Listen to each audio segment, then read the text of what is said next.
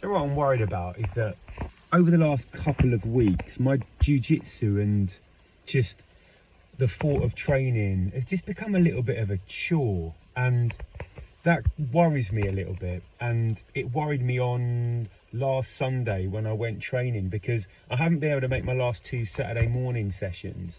So I went to the Sunday one, which is local to me, and I don't know what it was, but I got there, and when I was in the room, I didn't feel right. I didn't feel with it. I just felt a little bit like this was the last place that I wanted to be. Now, I'm always very much like, okay, if I feel like that, I just go, I just keep going and just go with it. But I paired up with a really young kid, actually. I think he must have been like 17 years old, and I just found it really awkward because my mind wasn't working.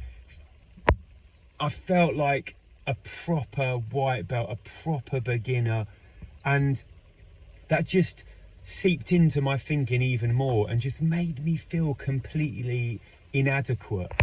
And I was just a bit done with it, and I wanted to go, but I didn't. I carried on. I then had a little bit of a roll with another guy who's quite good, like high stripe white belt, and it was an all right roll. It was okay.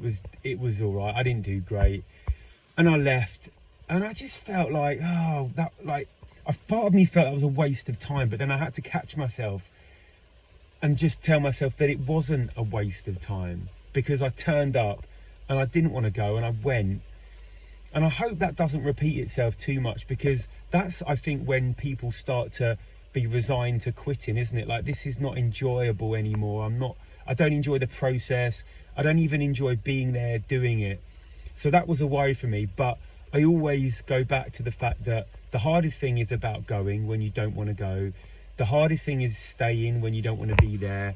And the hardest thing is then returning. I returned on the Wednesday.